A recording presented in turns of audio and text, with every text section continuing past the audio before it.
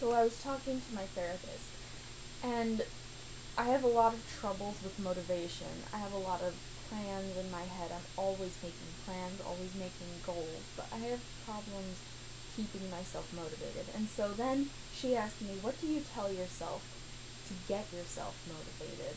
What do you tell yourself to keep yourself going? And my response was, the future is a kind of nostalgia.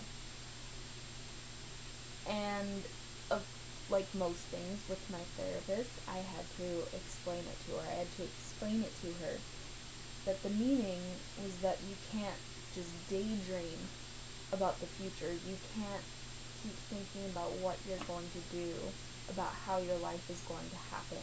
You have to make it happen that way. Because life takes a lot of blood, sweat, and tears. And by the time you're 10, there's already been a lot of that. And there's just more and more as you keep going on. And my therapist turns to me and she says, that is your affirming statement? I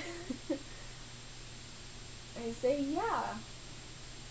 Because sitting here daydreaming about when I'm a writer and a translator and traveling and living abroad and going places, saying things, eating food, meeting people, isn't going to get me out of here.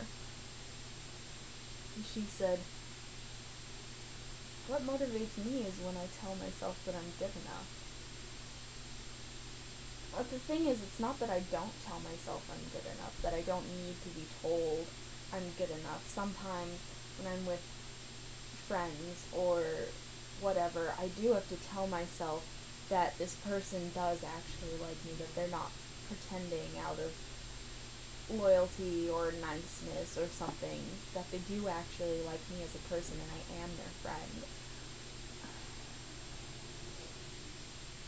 But what keeps me writing, what keeps me studying languages, what keeps me going isn't the idea that I'm good enough, because in my head I already know that. And of course there's a difference between knowing something in your head and knowing something with your heart.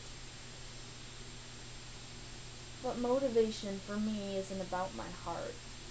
My motivation is in my head. I want to do these things with my heart. It's my brain that keeps getting distracted. My brain is getting in the way of me following my heart. And sometimes you have to push your brain and make it put in the work.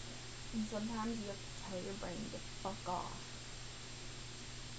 Sometimes your brain has to tell your heart to fuck off. Tell your insecurities to go fuck themselves. Tell your fears to go jump off a cliff. That works sometimes. Doesn't work all the time, but it works enough. It works often. And there's nothing quite as satisfying as when your brain is proven right and your insecurities have to hide for another day.